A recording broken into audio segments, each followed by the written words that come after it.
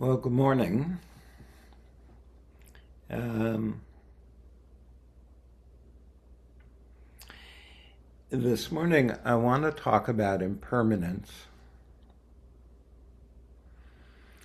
And I want to talk about impermanence um, as it's experienced all day long, every day.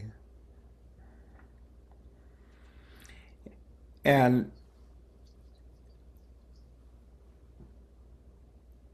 I'm a little bit tongue-tied because I've been working with it in my own practice with sort of the intention of figuring out what language to come up with to talk about um, impermanence in a way that uh,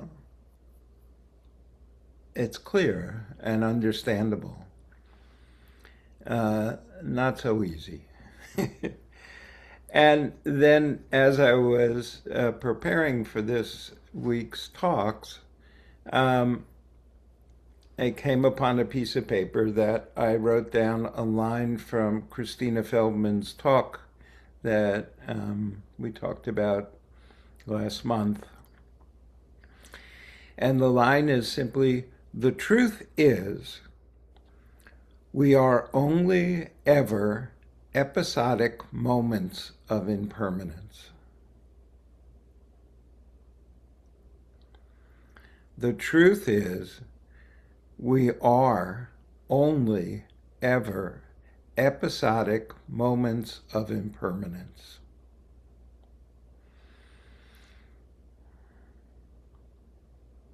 Yep, that's the case.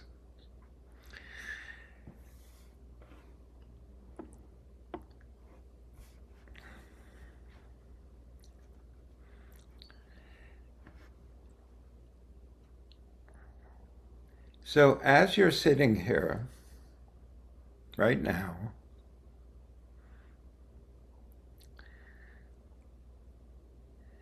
at one moment, your attention is focused on something.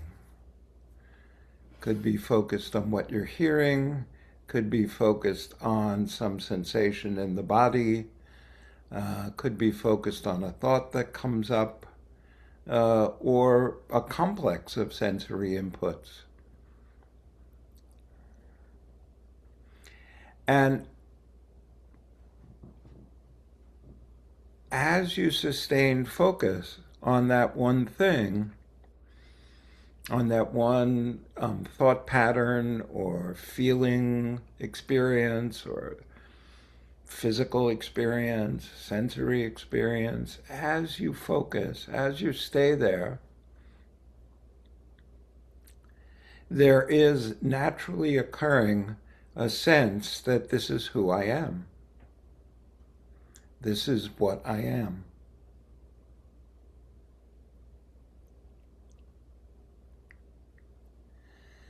And then your attention moves to something else. Something else comes up, a sound, a thought, a feeling.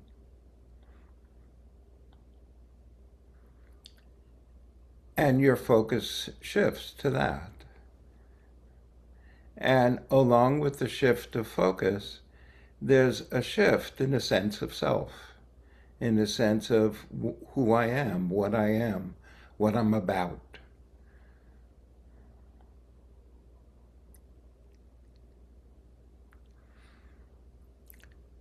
And in the moment that your focus is on this new thing, this second one in my example, um, your sense of self is like this. This is who I am. This is what I am. This is how I am. And in that moment, it seems that's permanent. That's like that's me. And then something else shows up. Again, a thought, a sound, a sensation, a feeling, a sense experience, and once again, your focus goes on this next thing. And again, your sense of who I am, what I am, how I am, is like this, is this thing.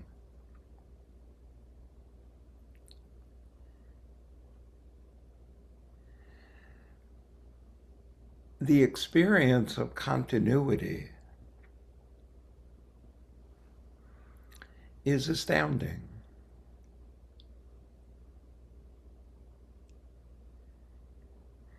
The experience of continuity, which we base our lives on, is astounding.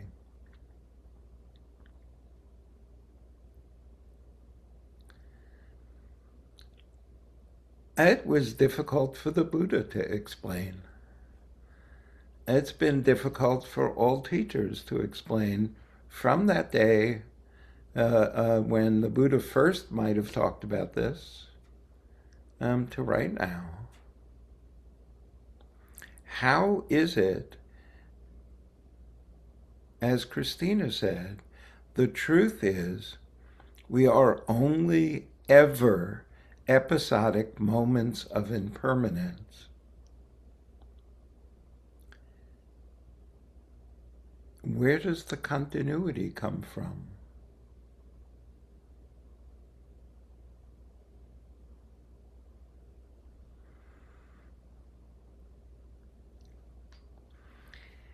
The best description I had, I'm sorry I didn't print it out, but I'll do my best. There's a little brief essay the Bhikkhu Bodhi wrote talking about this very thing. How is there a continuity of consciousness?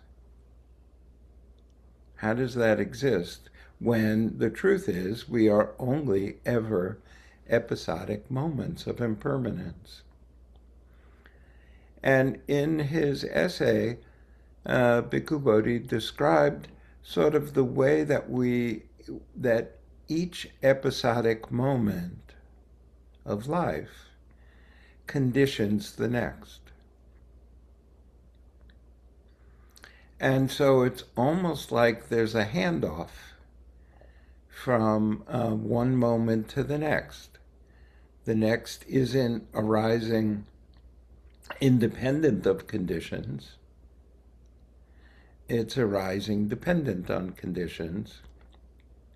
And the previous episodic moment shapes conditions.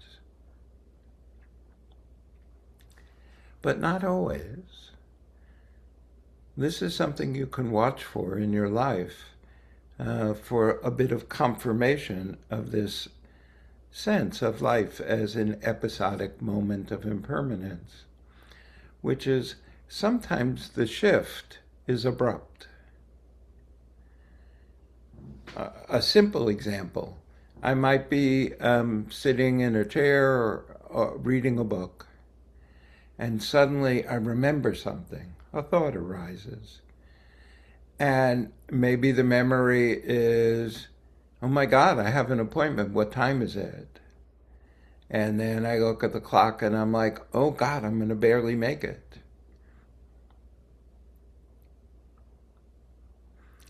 And everything that arises from there doesn't feel so connected to the Brian that was sitting in the chair reading. It's like very different. Maybe the Brian sitting in the chair reading was like very still and quiet and calm, just using, sight and perception, and I wasn't even maybe aware of the shape of my body in the chair. Maybe I was so absorbed in the book.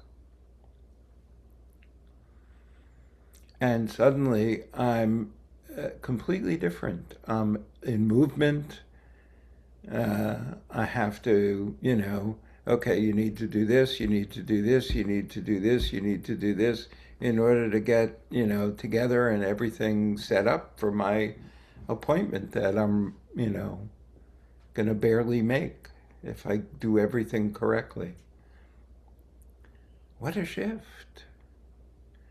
What an incredible shift.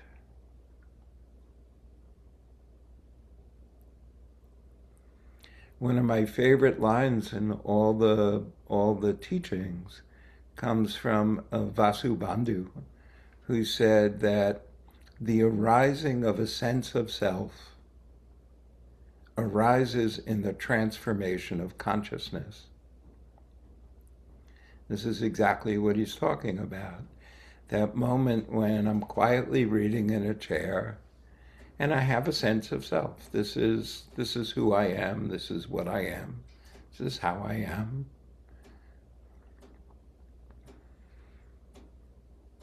The thought, oh my God, I have an appointment. What time is it? The noting that the time is later than I expected creates a whole new Brian. A Brian that really doesn't have a tremendous amount of connection to the one that was completely relaxed and absorbed in the story of the book.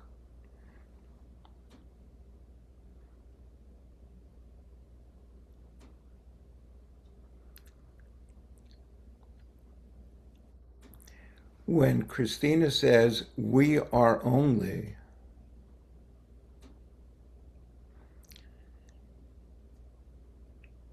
our sense of self is only.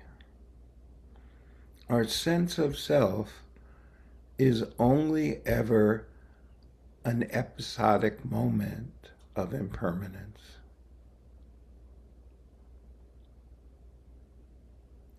The continuity of a sense of self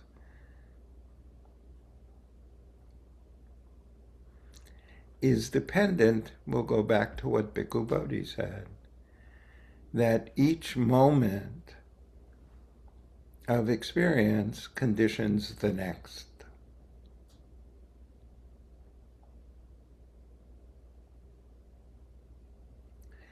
Sometimes the shift is even more abrupt.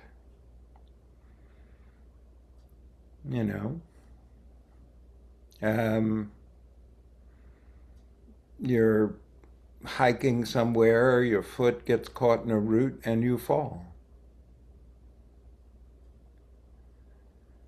That's a tremendously abrupt shift.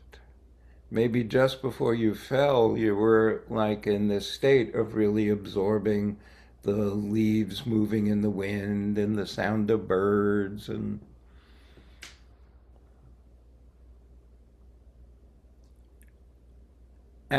in a flash, you're someone who is completely absorbed in anxiety, worry, self-care, physical pain.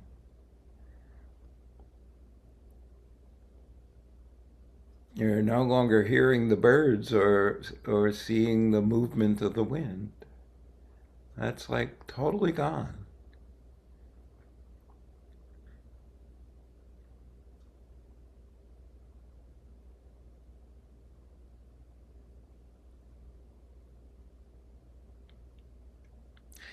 This is really significant in the way that we approach looking at the past and planning for the future.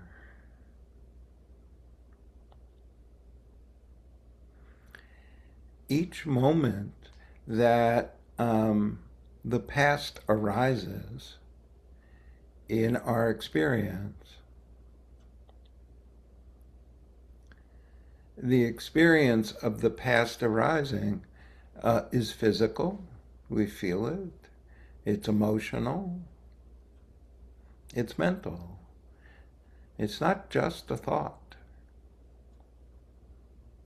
When we have an experience of the past, all of us is engaged in that.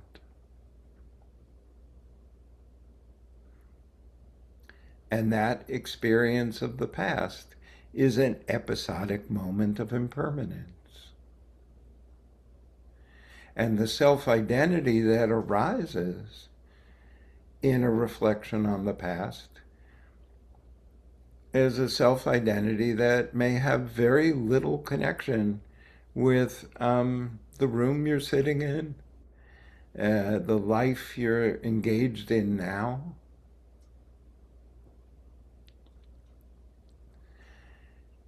Whatever it is that you're reflecting on the past is a condition of the present, is based on conditions in the present.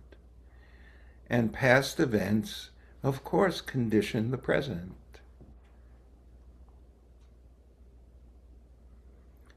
So when we bring our attention to the past, we're bringing our attention to a current condition, which is how currently the past has impacted this moment. Here's the piece that's difficult and confusing, and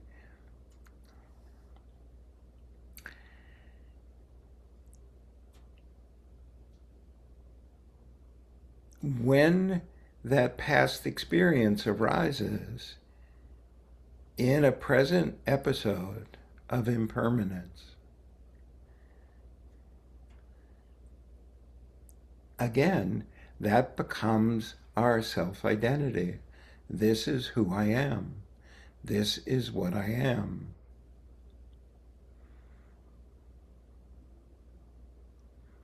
And so we create a sense of a permanent self. This is the self I was when I was 8 years old. I'm still like this. And we don't remember that this is just an episodic moment of impermanence, and that a self arises in the transition from one moment to the next. There was a moment just before you started reflecting on the past when you weren't reflecting on the past. Something occurs, a thought, an emotion, a sensation in the body that starts this process of the heart, mind, and body all suddenly being in the past. And the self that arises, just like the self that arises in any moment of that kind of transition, is episodic. It's not permanent. It's not who you were in the past. Your perceptual system, your body, your heart, your mind is not the same. And when we reflect on the past, we are only able to view it from now. You can't become the 8-year-old's consciousness and perceptual system and body to actually experience directly what happened then.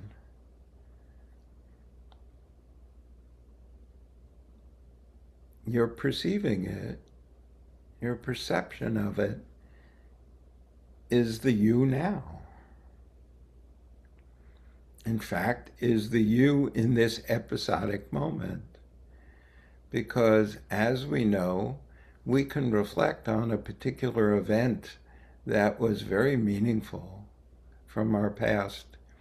We can reflect on it this year and next year and last decade and next decade. And each time we reflect, it may be different. Actually, not maybe, it's different. Each time we reflect, it's different. Different insights arise, different emotions arise. Maybe you tell a friend, oh, I was thinking about such and such, and I saw I saw it through a lens I've never seen it before.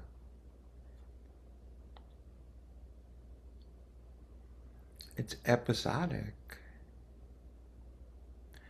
you know. I have an internal library of all the times I have had different lenses to look at the same event in my past. The library is much bigger than the one I have with books. It's filled with stories, filled with insights, filled with understandings and clear seeings. Each one the result of an episodic moment of impermanence, of a self-identity that grew in that particular episode. And I catalog them and I store them. And I use the entirety of all of them to paint a picture of who I am.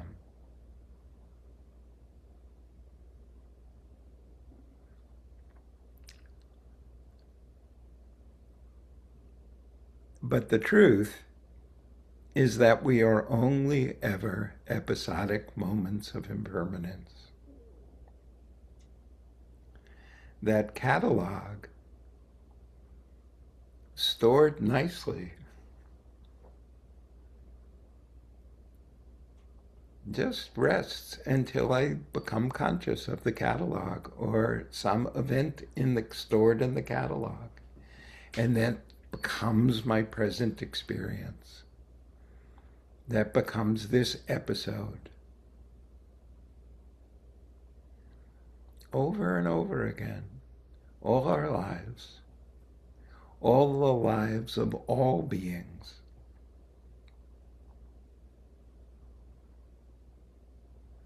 We are only ever episodic moments of impermanence. And in each episode arises a sense of self.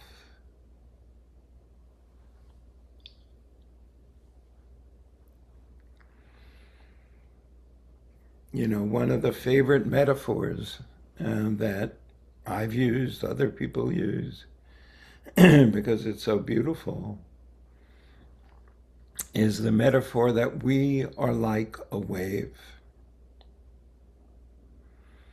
A wave is born, there's a certain moment, a wave down at the shore arises, becomes, is discernible, measurable, has a period of existence, and then dies, disappears, dissipates.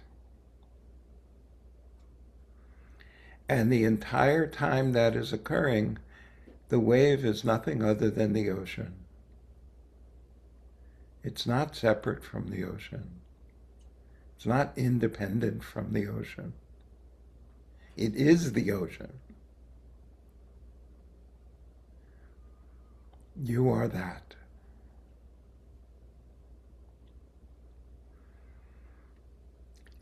And one of the things that, you know, the science-y part that I love is that a wave, the energy that created that wave, was born somewhere in the ocean, perhaps hundreds and hundreds of miles away. There's some kind of disturbance in the field. There's some kind of agitation that occurs in the ocean. And the energy of that agitation, the energy, not the physical molecules of the ocean, but the energy of that agitation is transferred from the initial area of ocean that affected by it to area nearby, and then transferred to another area, constantly moving for hundreds of miles. And the form and the shape that that agitation takes in the ocean changes as it's flowing through the ocean, dependent on conditions. on the conditions that are encountered, the temperature of the water, the depth of the water, the number of living beings in the water, crossing a school of fish, a pod of whales, changes the energy as it encounters. And then finally the energy reaches the shoreline where you're standing or sitting. And the conditions at the shoreline, the water getting shallow, the sand or the rocks that it encounters, shapes and conditions the wave that you see. And the wave is not water that traveled hundreds of miles. The wave is the water that was already right there. It's the energy that forms that water into the wave.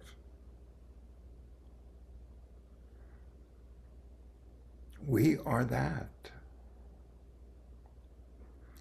There is an energy that gets handed off each episodic moment to the next. There's a flow.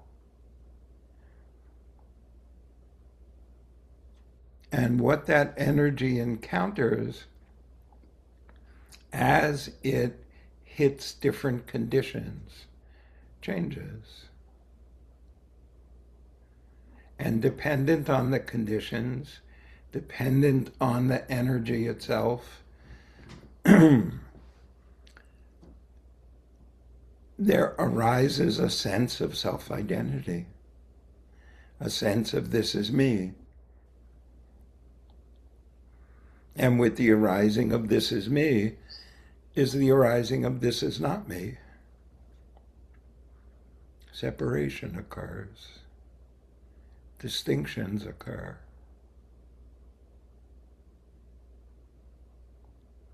Self-identity occurs, dependent on separation and distinctions, dependent on conditions, dependent on the existence of this energy.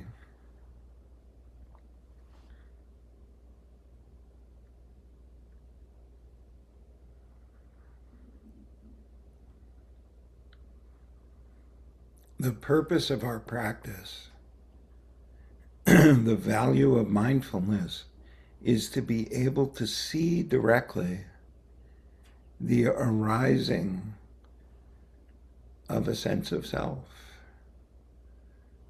dependent on new conditions. And to be able, instead of seeing certain senses of self arise that we find pleasant, being able to say, oh, I feel really good. I'm good. How are you? Hey, I'm good. Or an unpleasant sense of self arises. Hey, how are you? I'm not so great.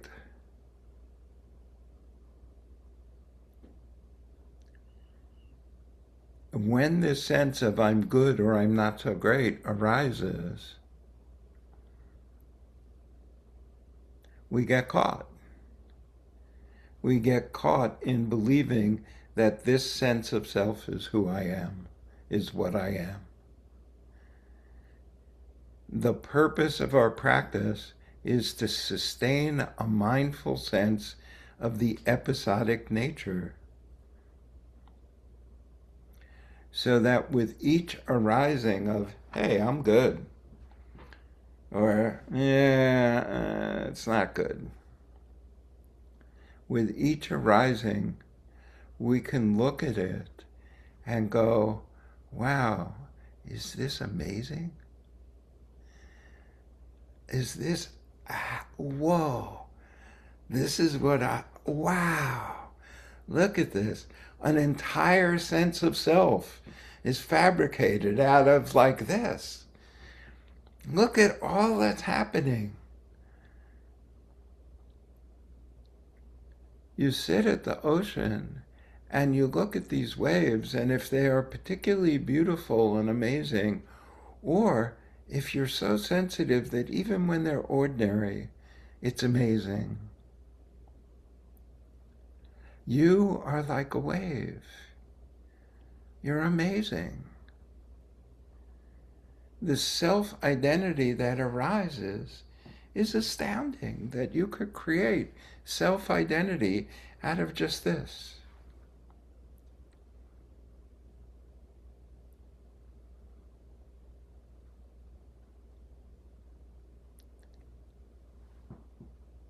It's the sense of getting stuck in believing that there's permanence, that the sense of self-identity that you're experiencing in this moment is you.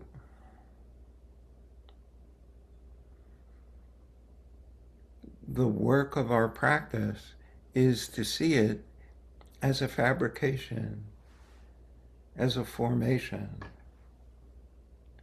as something that arises naturally like a wave, and to delight in it, to be joyous at this experience, pleasant or unpleasant, to experience the joy of the arising of like, wow, look at this. Look what got made up. Look at this intense story of like, that's being created, of like a narrative of my whole life, of who I've been, of what I was, of who I'm going to be, all dependent, all based on this episodic moment of impermanence. That we can do that we can create such an incredible fabrication, so rich and detailed, so filled with powerful emotions and stories. And ain't we grand? Isn't this amazing? What a great life this is. What makes us miserable is clinging. Clinging is creating a belief, a view, that this episodic moment is what I am, and actually thinking that it's permanent and separate, not based on conditions, but rather based on this is it. No wonder you feel miserable.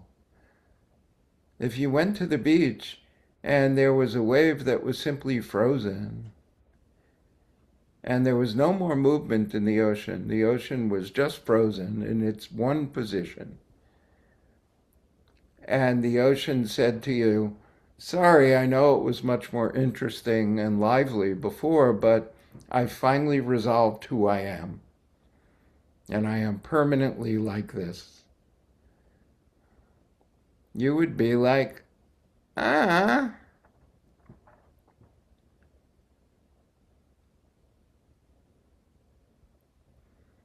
It's a beautiful day in the spring. Flowers are blooming, trees are budding, birds are migrating and showing up that you haven't seen since last year at this time, and everything freezes. The earth says, at least in this location, this is who I really am. And day after day, it's exactly like that. It never changes. Of course it doesn't do that. Everything changes. It's only self-identity, clinging to self-identity, as though we were not episodic, that causes all the grief, that causes us to sink into depression,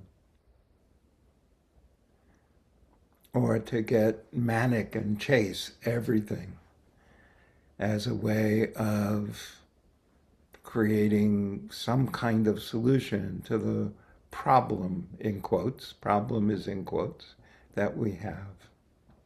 It's not a problem, it's an episode. Say hello. Give it love.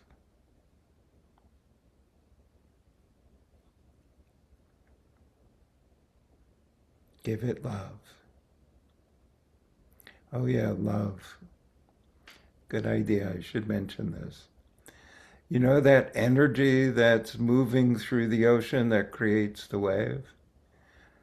If you ask me, what is the energy that's moving through the universe that creates my sense of self, that creates my body, that creates my consciousness and my will and my feelings? What is it that creates all this? What's the underlying energy? And the answer is love. It's love. Love is the fabric of the universe from which we are created.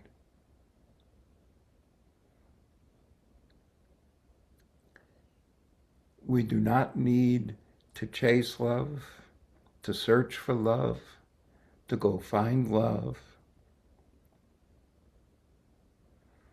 All we need to do is open up, and it's present. It's always present. And it's love that allows us to rest in the truth that we are only ever episodic moments of impermanence.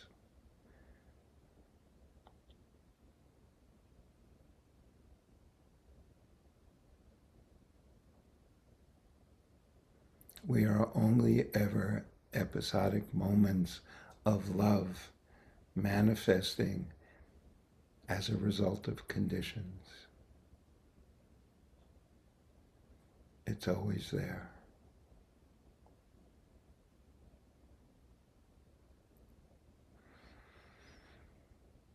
So let's see if we can watch this during our sit today. See if you can notice the arising of self-identity in each transition from episode to episode. See if you can rest in the joy and the love of each episode, pleasant or unpleasant. Have a wonderful sit.